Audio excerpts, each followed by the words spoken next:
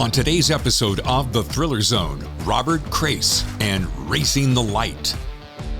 Hello and welcome to The Thriller Zone. I'm your host, David Temple, and on today's show, as we are well into our way along November, is a guy who knows a thing or two about writing. Oh my goodness. If I throw some names at you, like, well, let's just do one. Raymond Chandler. Yeah, it's not actually Raymond. He's not on the show today, but a guy who writes, who kind of channels him, is Robert Crais, and the book is Racing the Light. I raced through this thriller at the speed of light. Stop my silliness and let's get on to the show. Robert is with us right here on the Thriller Zone. You look great. Good, thanks. So do you. Well, I thank you.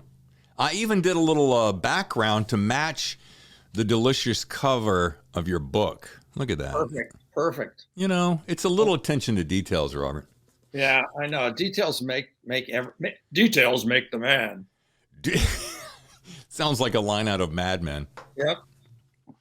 So we have 25 minutes today, yes? Yes, sir. That appears to be it. All right. Then I won't waste any time, but I'll start by saying welcome to the Thriller Zone. David, it's great to be here. Thank you. And thank you for following me on Twitter. I saw that you joined the gang recently. I did. I'm now part of the David Temple horde. With the D. So listen, I just want to cut out of the. We're gonna get to this right away, but I want to get to know you because I'm very enamored and a little, I'm in awe because you're a friggin' rock star. And what I loved about this book is it's so clear that you spent many years doing TV scripts because, Hill Street Blues, Miami Vice, LA Law, because that dialogue and that witty repartee is delicious. Thanks, man. I appreciate it. I think of my TV years as my writing school. I mean, I was a baby writer when I got involved in television. And listen, you just rattled off the names. I was super fortunate to work with some really talented people at really terrific shows. Hill Street Blues, Cagney and Lacey, all those things. God. So I learned an enormous amount. I mean, listen, when I got involved in TV, I didn't know anything. Yeah. Right. I was a guy who could kind of tell a story, and that's why I got hired. But everything I learned about dialogue, about editing, about pace, scene transitions, the importance of moving, having one scene snowball into another, propel into another, push into another. All of those lessons I learned. I think when I began writing books, that's naturally then just how I did it. Sure. So I think it was a great boon. It was a real help to my fiction writing. Well, it's the personification of making every word count, which was it Elmore Leonard who said, cut out the words that nobody pay attention to, or, it doesn't matter. Mr. Leonard said, leave out the stuff people don't read. Yeah. And he's absolutely right. I'm a believer in that. I'm a big reviser. I revise constantly and I edit constantly. And invariably what I'm doing is I'm cutting things out. I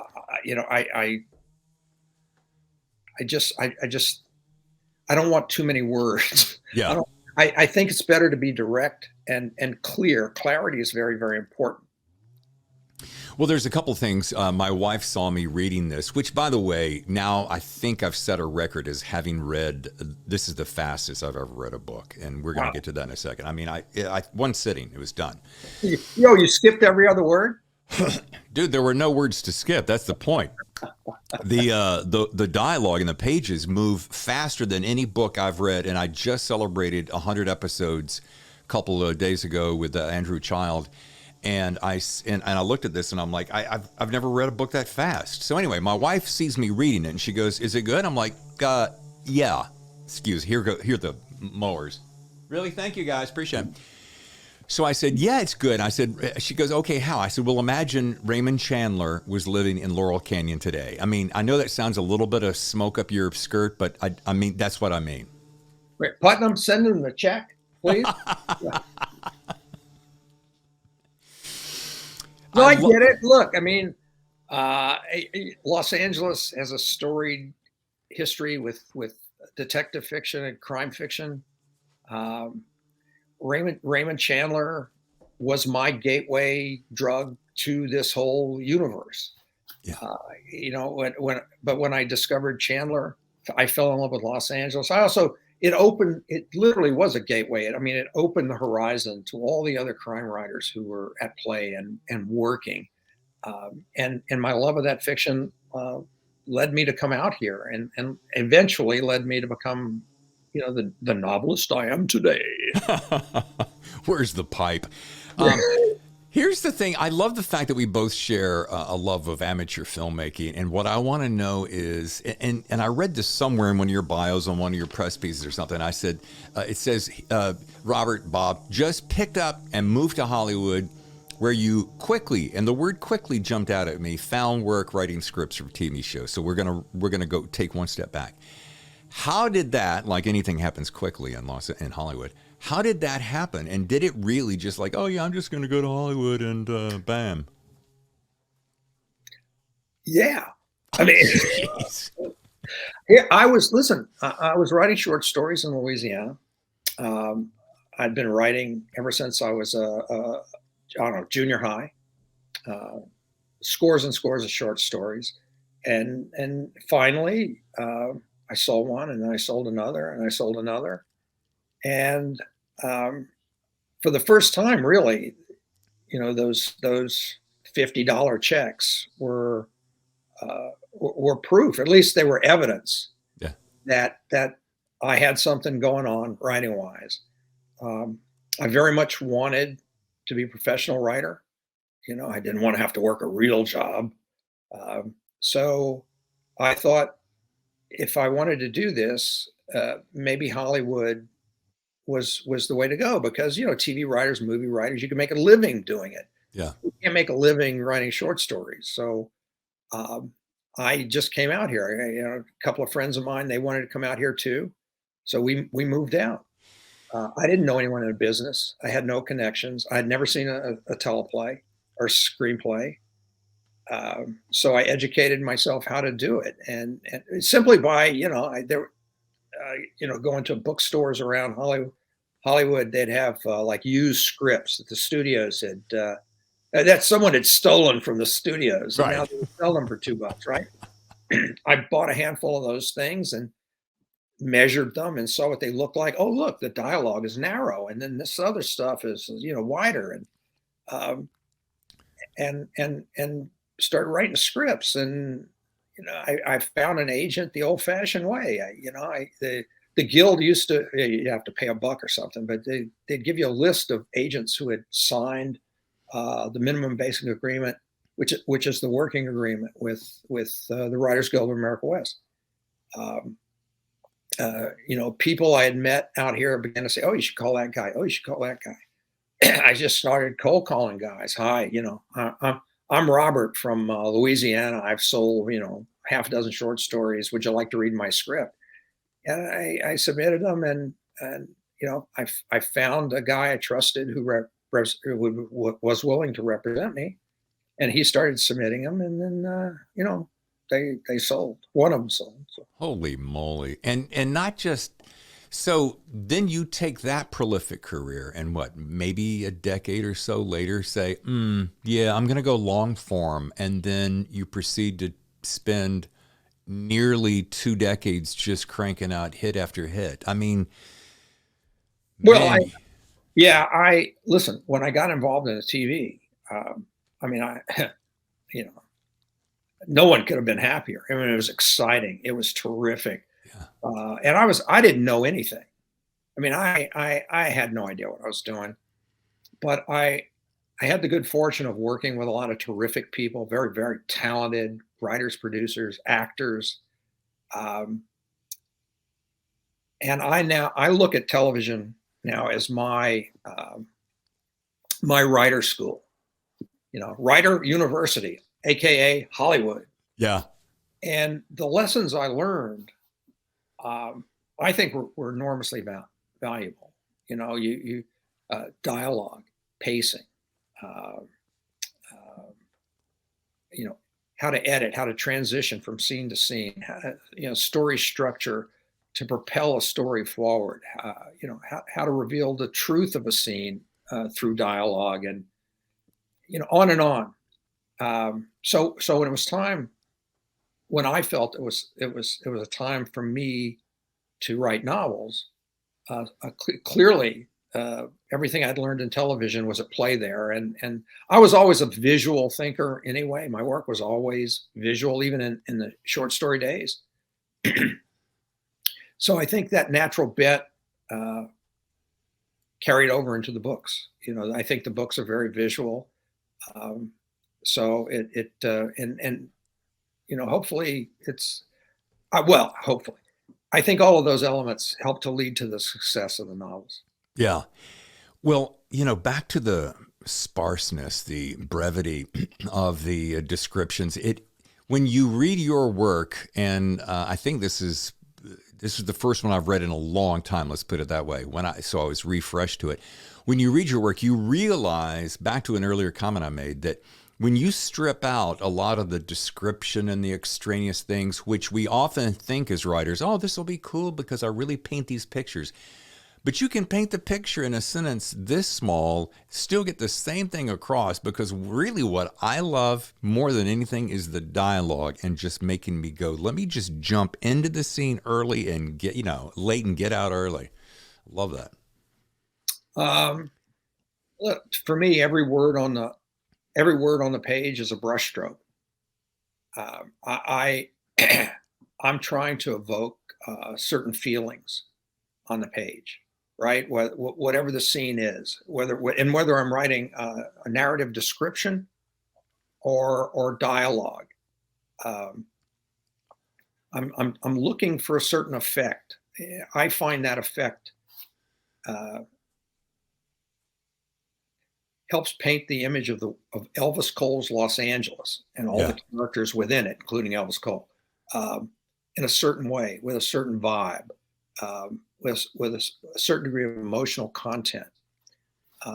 Too many words improperly used feels like flab to me.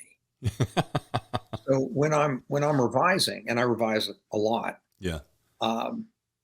I'm constantly cutting and cutting and cutting, and what's left may be the bare minimum or close to it, but to me it's created a feel for the world that I'm trying to create, hopefully in the reader.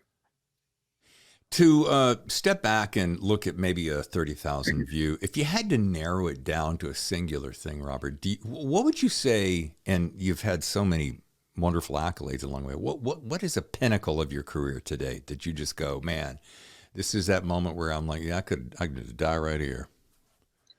Oh man, I don't even feel anywhere close to that. There's so much more I want to do. This is my 23rd novel, 19th Elvis Cole novel. Ask me that when I get to book 60. Okay. I mean, I'm already halfway through the next book that I'm writing. I have multiple ideas for books after that. There's standalone books I want to write. There are a lot of mountains to climb before I can call it quits. Yeah. And that's another great question. So many people are encouraged, especially early on in a career, to develop a series because it makes sense. You get your listener, your viewers that way. They pull them in and they stick with you. But the standalones, some people can shoot out of the gate with a bunch of standalones, others can't. You at your illustrious career can easily just pop in and do standalones all you want. So do you see that as one of those blessings of being in the place that you are? Well, maybe, but I do the standalones because, those are characters I really want to write about. Yeah. And I'm working on a couple of standalone ideas now that won't be the next book or the book after that, I think. But maybe the third and fourth books from now will be a couple of standalones. Putnam's been super supportive in in me doing my standalones, and so my readers. I mean, I know there are readers who like they'll only read the Elvis Cole novels, Yeah. and they may or may not pick up a standalone because heaven forbid it's not Elvis Cole. Yeah. But I'll tell you this: a few years ago, I wrote a book called Suspect about an LAPD canine officer, Scott James, and his canine dog, German Shepherd named Maggie, who had been in the Marines. She had been a military working dog before she was on LAPD. I wrote it because I loved the characters and I wanted to tell Maggie's story. But I never expected this, but up to that date, it was like the biggest selling book I had. Wow. So I don't look at any of this stuff as, it was funny. I say that, I said, Bill, and it was the biggest selling book I had to that date. Friends would say, man, Crais, you're really smart. You wrote a book about a dog. Look, and I said, wait a minute. You think this was smart? Okay, if I was that smart, like a dog book's going to take off, I would have wrote that 20 years ago. Right. Why wait? It has nothing. It has nothing to do with that. You write these books because you love them. I write Elvis Cole novels because I want to read Elvis Cole novels. I love being in Elvis Cole's world. I love Joe Pike, all those people. But the standalones I love too. So it's a different. It's a break for me, for one thing. It's funny. It's fun and refreshing to see the world through other characters. For the year I spend writing these things. Sure. It's energizing in many ways. So that's a good plus to it. And it's about a book a year, right? That's about? Well, I'm slower than that. If you average it out, I think it probably comes to a book every 18 or 19 months over time. It's been 3 years since my last book, so this has been a big break for me. Well, so happy birthday. It drops Tuesday. So this little baby right here, Racing the Light, drops Tuesday. Robert, I got a pretty good idea through reading this what the title means, but can you share with my listeners the story behind the title? I will. There are layers to the meaning behind it, depending upon the character in the book. But basically, the light is the truth behind the lie, and it's always out on the horizon. And the only way to learn the truth is to catch the light. So you have to race the light and catch up with it. And that's what the characters in the book are doing, or trying to do. So good. So good. Well, I love the book. It has so much to look forward to in a thriller. And I suppose one of the best things, as you've already said, and anyone who reads your work knows this, testament to your success, that relationship between Cole and Pike. And again, the relationship is deep, yet is minimal in its construct as the dialogue itself, which I kind of dig. That, when you have a best friend, we've all had them, you can hang out and say very little and be able to transfer a lot of different thoughts with very few words. So I'm a big fan of that as well. Good, terrific. I'm glad. Thank you. If you were to do, going back to screenplay writing, anyone who knows what a log line is, it's kind of that one singular thought of what a book or a movie is. If you were crafting a log line for Racing the Light, what would it be? Reading this book will extend your life by 15 years.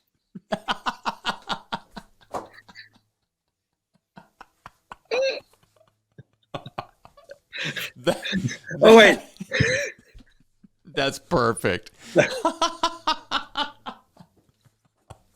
I got to buy that book. Oh, that's brilliant. That one's just for you, David. Thank you. Thank you. All right, let's take a short break. And when we come back, we'll find out Robert's least and favorite things about Hollywood, as well as that all-important question, what's your best piece of writing advice? It's still to come on The Thriller Zone. Stay with us. The best thrillers, your favorite authors, The Thriller Zone. And now, back to the show. But as we start to wrap, a couple of Hollywood questions. I did 3 tours of duty in Hollywood, so I've got a very special place in my heart for it. Do you miss screenwriting? Do you miss that particular, very specific exercise? No, I love this. Yeah. I love writing books. Yeah. I love writing books. I don't Okay. want to go back. All right. So I know you love living in Hollywood and you've been there a while. What's your least and favorite things about Hollywood? Everyone's got one favorite and one least favorite.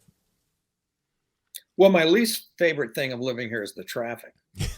Ding. Yeah. Right. I could do without the traffic. I mean, where's my jetpack? I want that jetpack.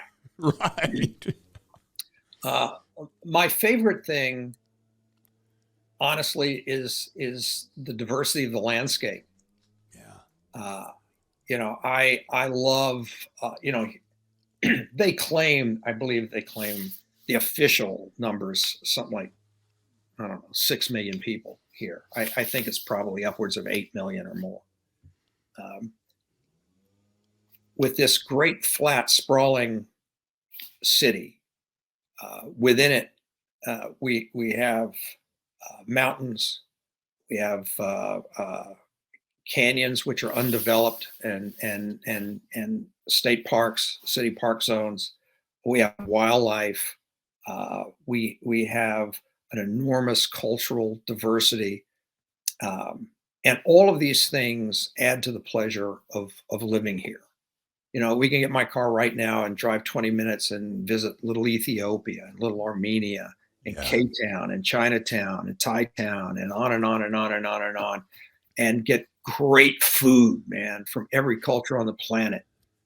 It's that presence here, which is magic.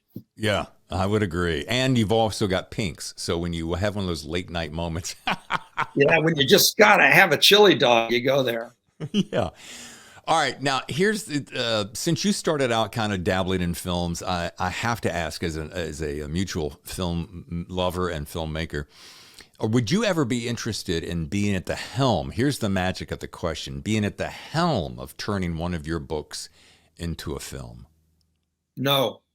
No. No. My book Hostage was made into a film. My standalone, historically, I've never sold the rights to Elvis Cole, the film rights to Elvis Cole. My standalone books I felt differently about, and I've sold or optioned the film rights to all of the standalone books. And only one film has been made. I wrote screenplays for a couple of those books, didn't enjoy the process. So I don't have any interest in that. Forever, as I said, I've systematically said no. There've been gazillions of offers for the film rights to Elvis and Joe in the books, the Elvis Cole books. But really, for the first time in the past couple of years, I've begun to consider some. I'm not sure that I'm going to do it yet. Yeah. But I'm maybe thinking we're in an era now where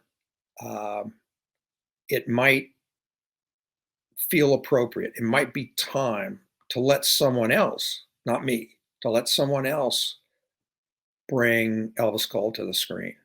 I think I'm open to considering that. And this is a first, because I've always automatically said no in the past. Well, I, for one, would be a huge fan of that, because I think especially in this world of streaming, I think he would be one of those guys that could hang out for decades to come. And, I hope this is a compliment, because one of my favorite characters of television was Jim Rockford from the Rockford Files. Yeah. And I loved that. He had that a similar sense of humor, and he was a tough guy and a guy's guy, and the stories were neatly and concisely told each week. And I thought, man, this is where Cole and Pike would just make for great episodic, man. I agree. I love Rockford. Steve Cannell, Juanita Bartlett, and of course the great James Garner. Oh yeah, it simply didn't get any better than the Rockford Files. Well, we'll see how that plays out. Well, I hope so. As we get ready to wrap, I want to say I really had hoped to meet you in person down. You're going to be at Warwick's next week down in La Jolla, which is right here in my backyard. But I'm going to be out of town, dadgummit, because I wanted to shake your hand, and so I'll have to catch you next time. Another time, David. We'll do it. All right. And as we wrap, I always wrap with one final question, and especially of prolific authors as yourself. What will you leave for my listeners, my viewers, that best piece of writing advice to aspiring novelists? Write what you believe. Write the book that you want to read. Don't write the book that you think, oh, this they're buying this now, so this will be easy to sell. I don't think that works, or at least it doesn't work to any extent. My philosophy for myself has always been write the book you want to read. And I think that's the best advice I could give. Awesome. Well, folks, if you'd like to learn more, visit robertcrais.com, and you can follow him on social as I do. And the book is Racing the Light. It's a hell of a read, fastest read I've had this year, and just dynamite. Thank you so much, Robert, for taking time out and hanging out with me. David, thank you. It's been a lot of fun, man. Let's do it again. All right. Great. Short and sweet, but awfully neat. Robert Crais is on the show and Racing the Light. Wasn't that a great interview? Boy, I could have talked to him a lot longer, but we were on a very tight schedule. Maybe another time, his next book, perhaps. And wouldn't you like to see some of that material turned into television streaming? Hint, hint, nudge, nudge. All right, I've got some reading to do, so I'm going to scoot on out of here. David Temple, your host. I'll see you next time for another exciting edition of The Thriller Zone. The best thrillers, the Thriller Zone.